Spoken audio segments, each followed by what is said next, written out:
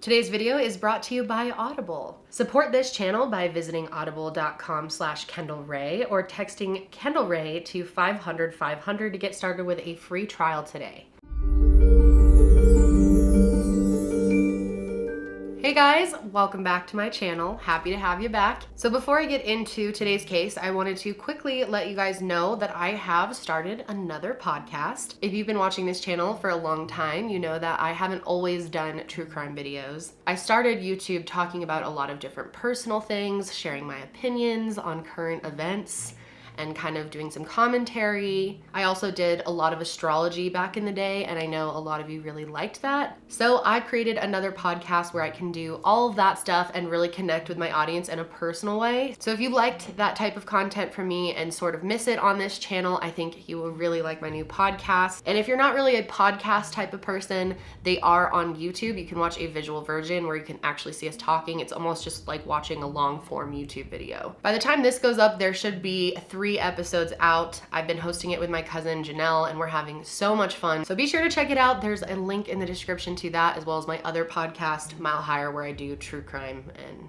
stuff like that. So today we're gonna be talking about a couple, Matthew Phelps and Lauren Hugelmaier. They both grew up in Kentucky, and they actually met when they were in middle school. However, I'm not sure if they were super close or anything. I think they just knew of each other. Lauren was known as someone who was incredibly sweet. She was described by friends and family as being very genuine, very caring, very loving, and she was someone who was very close with her family. Her mom's name is Lori, and her dad's name is Dale, and she also has some sisters, and one in particular that she was very close with is named Beth. So like I said, she lived in Kentucky, but at some point her family ended up moving to North Carolina. So years go by, and Lauren hasn't thought much about Matthew in the time that she's been gone from Kentucky. But one day he pops up in her Instagram DMs, and he seemed very interested in reconnecting with her.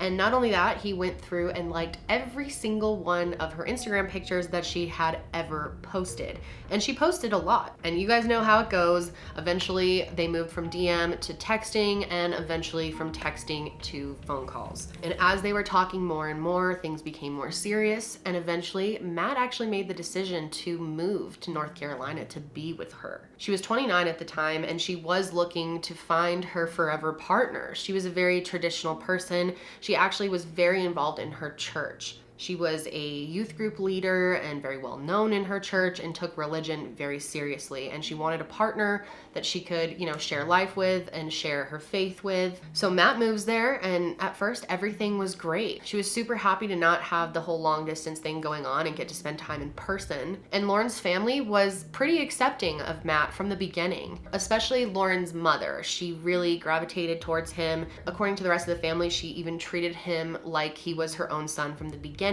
Lauren's dad, Dale, on the other hand, was a little apprehensive about the whole thing. He thought it was a little fast moving for him to be moving across the country for her so quickly. And he just kind of had a bad feeling about Matt. He couldn't quite pinpoint what it was, but he just felt like something was off about the whole thing. Dale and Lauren were really close, especially when she was growing up, so he was very protective of her. Her family was so close that they did dinner together every Tuesday night, and Matt always joined them. And Lauren was really happy and impressed by Matt, that he was making such an effort to be part of her family and get close with them. That just meant a lot to her. So one night they had Matt over, and they were playing 20 questions. And it was all fun and games until Matt tells the whole family that he had been married before. This is something they didn't know, and they just said it was kind of an awkward and strange moment, the way that he told them. He wouldn't really give them any information or details about the marriage or why it ended, and they were curious about why it didn't work out. They thought he was a little young to have a failed marriage, and they were worried that maybe something went wrong. And since he wasn't giving them a lot of information, they thought, maybe there's a reason why it didn't work out that he doesn't want us to know. And that just made them worried for Lauren. The whole family thought it was a little strange, but her father Dale was the one that was really bothered by it. Everyone else kind of moved on and still really liked Matt, but it was always super awkward between Matt and Dale. So the two got engaged in 2015, and they had a big engagement party, and both of their family and friends came, but it was mostly Lauren's family, which made Matt feel really comfortable and accepted into the family.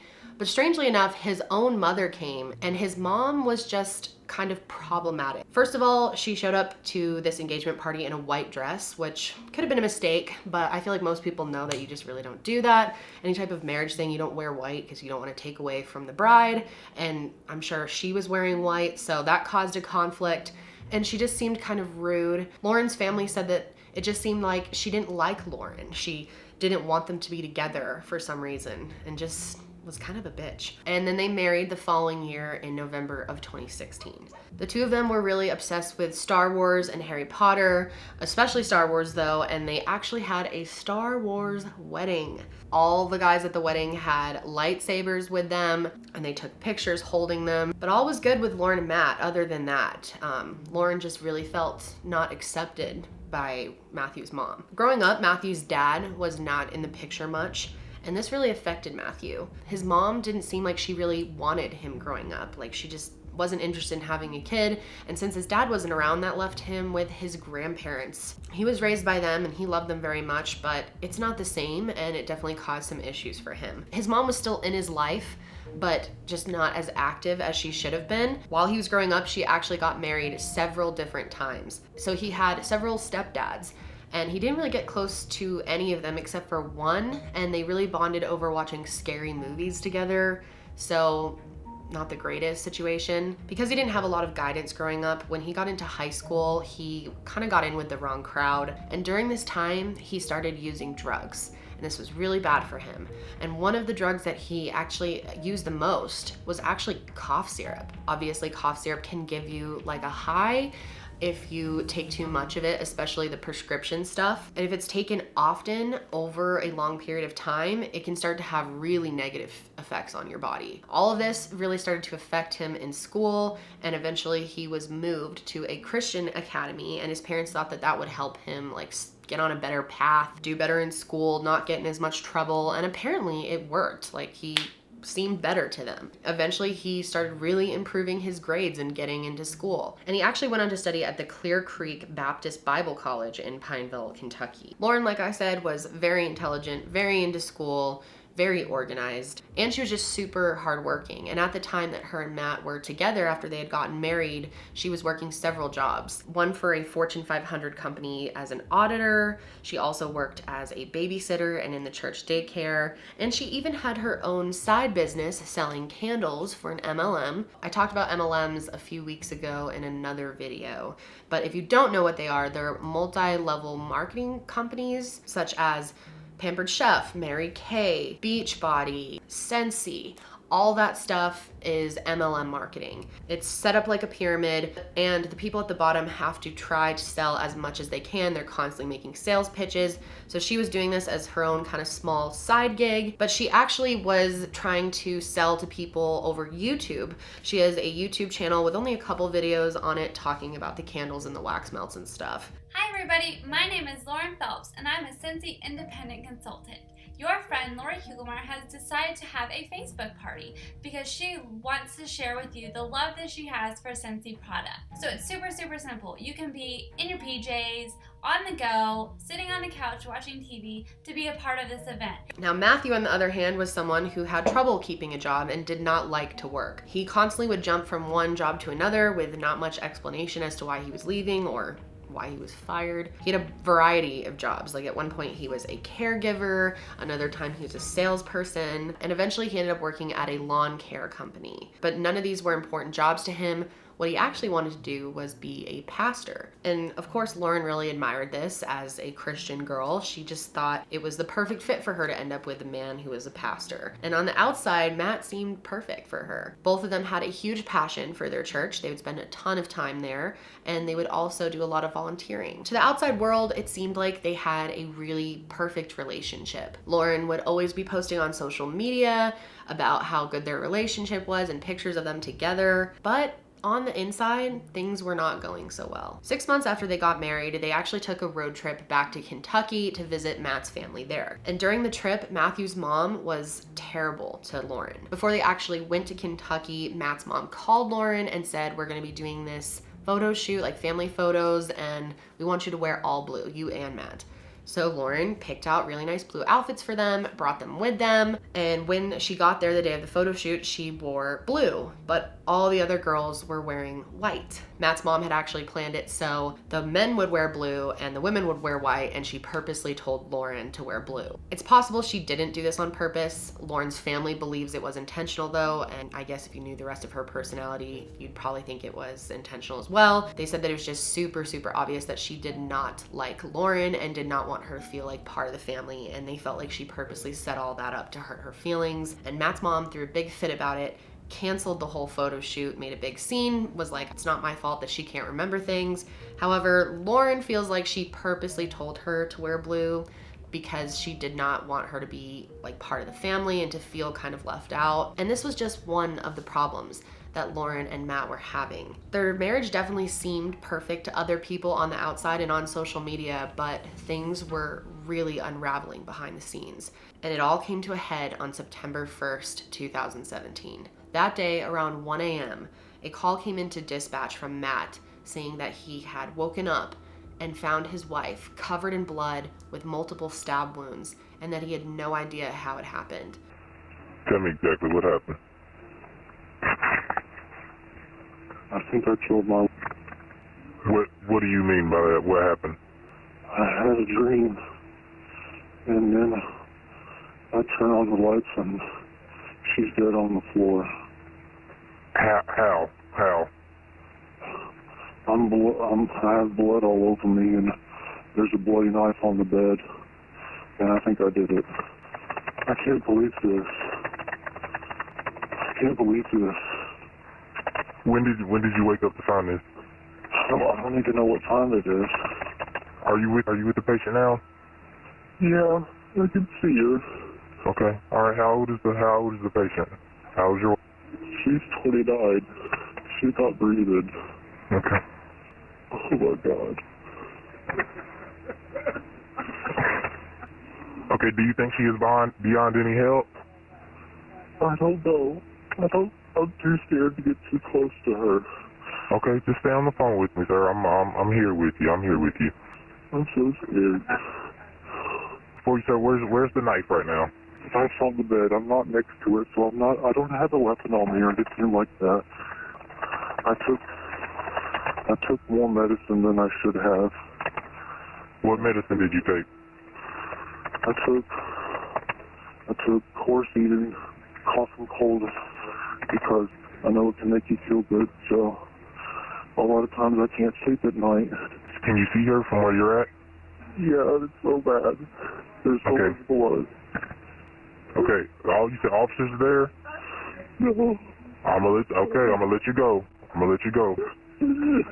I definitely want to know what you guys think of that call in the comments below. During that 911 call, you can hear him say that he was on a cough medicine called Coricidin. He didn't even have a cold. He said that he had taken it before bed because it makes him feel good. He said that he went to sleep and had this crazy dream and then woke up to the scene of Lauren having been stabbed. As you heard in the call, he said he found her on the floor, that she was covered in blood, that there was a knife on the bed, and that he thinks that he did it but has no memory of it because he was on cough syrup. So the police rush over to the scene. When they get there, Lauren is on the ground in a fetal position. She's holding on to clumps of her own hair. It was obvious that she had been brutally murdered, almost tortured before she died. As they were looking through the house, they found the cough medicine that they were told about on the phone, and prosecutors actually argued later on that he purposely set it up there, that it looked like it was kind of staged to be like, oh, here's the medicine, here's why, like he had this whole plan. And investigators said they thought it was odd. Matt showed no emotion when they were there. He seemed very matter of fact. He didn't seem, extremely upset. If you had just accidentally murdered someone because you were taken over by some type of drug and you did all this and you woke up and found them, wouldn't you be so traumatized, screaming, crying, what have I done? But Matt was very calm and collected, and this immediately struck them as odd. So they rushed Lauren to the hospital. She gets there at about 1:45 and is pronounced dead. So police then went to Lauren's parents' house to tell them what had happened, but Lauren's mom figured it out right away. I mean, it was the middle of the night. She asked them right away, is it Lauren? And they said yes. She said, is she dead? They said yes. And then she asked them, was it Matt? And they asked her, you know, why would you ask that? And she said, I just had a feeling. And they said, yes, Matt killed her. And her mom just started screaming, crying, and totally broke down. I turned around and I said, did Matt kill her? And they asked me, why would you ask that? I said, I don't know, I just know. I just know. And they told us that he had killed her. And once Lauren was fully examined at the hospital, they found out that she had 123 stab wounds. Matt was taken into custody almost right away because he was acting so suspicious. And what was so weird is he didn't have like any blood on him. Like he had some on his shoes or his feet, but it was like a couple drops, barely anything. And they think that it would have been impossible for him to not get blood all over himself after stabbing her 123 times. So they think that he tried to clean himself up, which shows that you know that you've done something wrong and that he probably cleaned himself up before he even made the 911 call. So police also noted that he was completely coherent when talking to them. He did not seem like someone who was still messed up from the cough medicine. They ended up actually drawing his blood and testing it, and it turns out that the amount of cough syrup he had was more than a normal dose, but not enough to make you incoherent enough to murder someone without knowing it. Also, the makers of that cough medicine actually came out with a statement saying that there have been studies on their medication and never have there been any acts of violence or aggression committed by anyone on this drug. Investigators said he was completely fine, like he could have been able to drive if he had to at that moment. So very quickly, they charged him with the murder of Lauren and he was put in jail. So like I said, on the outside, their marriage seemed pretty perfect, but it turns out there was a lot going on that people didn't know about. So as police are trying to figure out motive, they look more into the couple's history and they start seeing some red flags right away. First of all, some of their friends came forward and told investigators that they were having some major financial trouble at the time of Lauren's death. The two of them were fighting a lot over money and spending and what should be spent on and what should be saved. And it turns out most of their troubles were because of Matthew. He would spend tons of money at various stores. One in particular was Best Buy. He would spend thousands of dollars there on like gaming stuff and different gadgets. According to Lauren's friends, he would even steal money right out of her purse. And as I mentioned, this couple really loved things like Star Wars and Harry Potter, and so they really wanted to go to Orlando and go to all of the parks, go to Disney World, go to Universal, and they had a savings going for this, but apparently Matt took all the money out of it and spent it on himself. Her family said that when she married Matt, she had about $10,000 to her name, which is a decent amount for a couple starting out. But at the time of Lauren's death, she had a little less than $1,000 to her name and was very stressed out about this. And Lauren had expressed to her mom how stressed out she was about money and that Matt was spending tons of money. And so Lauren's family actually got involved in their financial issues. They met up with them and talked to them about how they should have a weekly budget, and they're gonna have a weekly like dinner together where they talk about their budget for the week. And according to them, Matt seemed really willing to do this, but it seemed like Lauren was unsure that he would actually follow through. Then investigators found out that the night before Lauren was killed, on August 31st, a woman came to their house. Matt had come home from work. Lauren was cooking dinner and talking on the phone to her sister Beth when suddenly a girl named Valerie came to the door. It's kind of confusing exactly what she said because Lauren was on the phone at the time and was kind of confused, but Matt just looked back at her as he was talking to Valerie at the door and said like, "Hey honey, I'm gonna go out with Valerie real fast because she needs my help with something." And Lauren was like, "What do you mean? I just made dinner for you." And Beth can hear all of this on the phone, that she did not want Matt to leave with this girl, but he did anyway. This really pissed Lauren off, and this was kind of like the final breaking point for her. She told her sister on the phone, you know, "I just made dinner for him and he just left." And she actually kept waiting for him to come back to have dinner with her, but then he eventually texted her and said, "Go ahead and have dinner without me. I'm having too much fun with her." So this is when Lauren actually texted her sister Beth and said, "It's over. I'm done with him. He's bringing me down, he's ruining my life, and I'm over it." They also found out that right before all this, there was some tension in their relationship over this guy named David. This was a guy that they both knew from their church, but for some reason, Matthew had a feeling that David kind of liked Lauren and maybe she kind of liked him back, and they were having a lot of jealousy issues. This is when Matt tells her that he has been hurt before, that when he was married to that other woman, she cheated on him. She actually had gone on a mission trip and found another guy and came home and just packed up all her stuff and said, I don't love you anymore. Totally broke his heart. And he started to say, you know, I'm worried you're gonna do this with David. However, just to clear that up, Brooke actually did come forward later on and said that's not how our relationship ended at all. She also had issues with him spending tons of money and barely contributing to their life. And he also had cheated on her multiple times. So even though Lauren was posting all these cute pictures of them on social media and it seemed like they had this great relationship, that really wasn't the case. Lauren had been unhappy in the relationship for a long time, and she had been expressing to friends that she was worried about her future with Matt, but she was trying to stick with it because she was a religious person and she wanted to make the marriage work, but he was being very difficult as soon as they got married. Lauren had actually expressed to friends and family a few times that she was considering leaving Matt, but he was extremely controlling and she felt like she just couldn't. Investigators also found out that before Lauren died, Matt had been writing in a journal. And in his journal, he talked a lot about how he had low self-esteem, how he didn't feel good enough for Lauren, and didn't feel like he fit in with her family because they were all really close, and Matt grew up in a completely different situation with a really rough family life, so he was almost jealous of her and her family's closeness. While they were interrogating Matt, they ended up finding out that he was married before, and he told them that not only was he married, but he was also abusive to his past wife unknowingly. He said at one point he ended up dragging her out of bed in the middle of the night unknowingly. And after they interviewed his ex-wife, whose name is Brooke, they were able to verify a lot of this and found out that he really was very abusive to her, and at sometimes he would get so mad at her he would knock her down onto the ground and pin her onto the floor. So she was very afraid of him, and that's the reason why their marriage had ended. During the investigation, they also ended up speaking to one of Matt's neighbors who he had been kind of flirting with. She said that they were really just friends and that they kind of bonded over their issues with anxiety and depression and could really relate to each other. But then she said things started to kind of take a turn with Matt, and eventually he started talking about some really disturbing things. He started talking a lot about suicide and about death in general. This girl actually had a concealed carry license and had a gun, and Matt had randomly went up to her one time and said, you know, I could take that gun from you and kill somebody with it.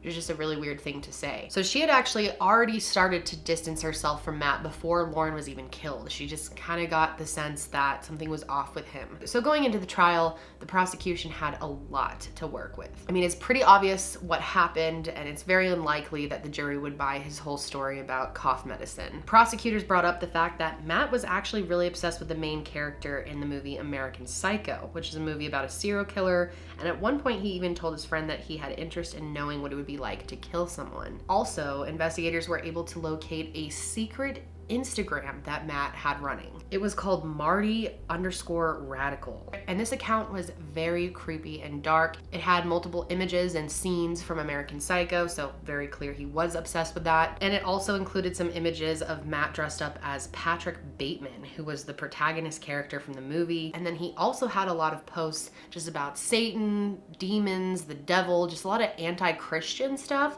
which really freaked out Lauren's family. And it's just crazy because meanwhile, he was telling everyone he wants to be a pastor and was like going to church. And I mean, at some point there must have been a big change in his mindset. And then there was one post that he put up right before Lauren was murdered, and the caption said, "Everyone thinks I'm a serial killer. Hashtag found an angel to kill." So there you go. So that really didn't help his case with the jury at all. And not only that, prosecutors also argued that Matt really knew what he was doing because he had been Googling about the cough syrup before the murder actually took place. Looking up things like how loopy does it make you? How much am I gonna be affected by it? Like, does this happen to other people? Even though he had been experienced with cough syrup for a long time, since high school. So he knew what he was doing, and he knew that he was going to use that as an excuse. The whole thing was premeditated. I mean, it's pretty obvious. Also, they did a luminol test in the apartment, which basically finds traces of blood that have been cleaned up,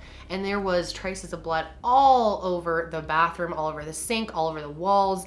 and it was very obvious that he had tried to clean all of that up. If you're all messed up on cough syrup and woke up to this horrible scene, you wouldn't take time to clean yourself up and the scene before you call the police. During the trial, Lauren's family got a chance to kind of speak their piece. They were able to make statements on behalf of Lauren. As far as the defense goes, there wasn't much that they could say, really. They had some letters from Matt's friends and co-workers who said they were super shocked that he did this, that it was totally out of character, and that they never would think he would do something like this. So they kind of tried to argue that he was just in this depressed state and that he's not normally like this was out of character.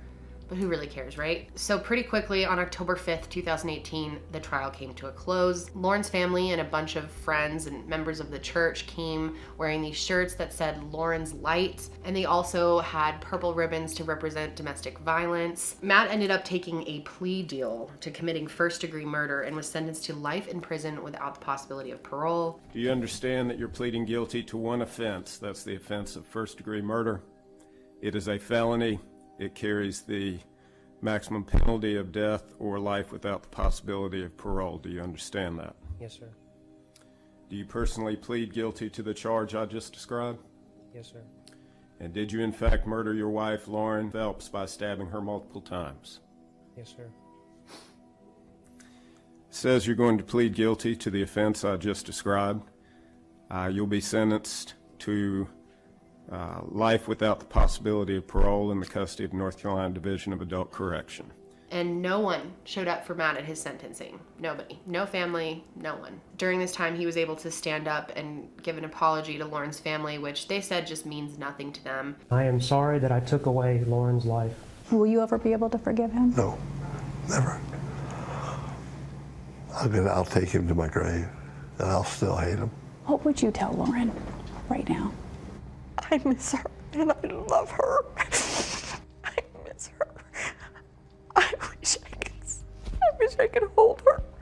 They feel like they can never forgive him. They never will. And I totally understand that. It's interesting seeing how victims' family members react. Like, I've heard a lot of people talking about how they did forgive the person who killed their loved one because they don't want to be carrying around that like hatefulness in their heart, and they want to forgive them for their own sake. And then you see people like Lauren's family who are not interested in that at all, cannot possibly forgive them, and the pain that that person has caused them is just much too strong for them to overcome. I really just can't imagine being in that situation at all, but I don't know how I would approach it. I think it would be incredibly hard to forgive someone for brutally murdering your loved one. But I do understand the argument for forgiveness as well. I'm curious what you guys think about that. But anyway, Lauren's family to this day are just devastated that they don't have her. Lauren's mom said that Lauren was a beautiful girl inside and out, and that the actions of Matthew James Phelps have forever changed her.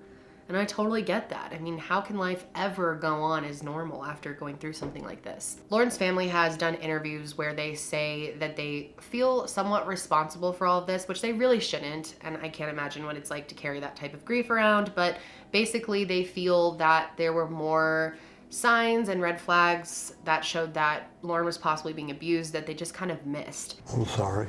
I let you down. I should have seen it. All I could tell her, I'm sorry. I let you down. But I ain't gonna let the rest of them down. Not no more. And so now they make it their mission to spread awareness to others about checking in with people that you think are possibly in a bad relationship, and how important it is to take those red flags seriously. Lauren is remembered as a wonderful person. She meant so much to everyone at her church and all her friends and her family. And it's just so sick that Matt just couldn't let her go on and live, that he couldn't have just gotten a divorce and left. Instead, he had to take her life because Matt had that mindset of, if I can't have her, nobody can. I really think it's interesting that Matt had talked about other people thinking that he was a serial killer before all of this happened. It shows that maybe he was starting to think he was a serial killer, and I'm curious what you guys think about that. Do you think some people just have the urgency to kill, that they're somehow born with it, and that eventually he was gonna snap and kill somebody. I'm really curious about what you guys think about that, so let me know in the comments below just what you think about this case overall and the sentence. But before I go, I wanted to thank today's sponsor, Audible. I've said it so many times, but I absolutely love Audible. I genuinely use it all the time. There's just so much content on Audible, everything from self-help books, biographies, which I really like both of those, but also true crime content. If you like listening to true crime videos or podcasts, I think you would really like listening to true crime audiobooks as well. This time I want to recommend The Stranger Beside Me by Anne Rule. This is a fantastic book. It's a book about Ted Bundy. Anne Rule actually knew Ted Bundy personally before and after his arrest. So the book is all about that and just kind of an inside look at him. It is fascinating. So check out Audible today. You can get a free trial and free book by using my link, which is audible.com/Kendall Rae, or texting Kendall Rae to 500-500. That's audible.com/Kendall Rae, or text Kendall Rae to 500-500. But that's it for me today, guys. I hope you enjoyed this video. Be sure to give it a thumbs up if you did. Also make sure to subscribe so you don't miss any of my future uploads. But I hope you guys are having a great day. Stay safe, and I'll see you next time.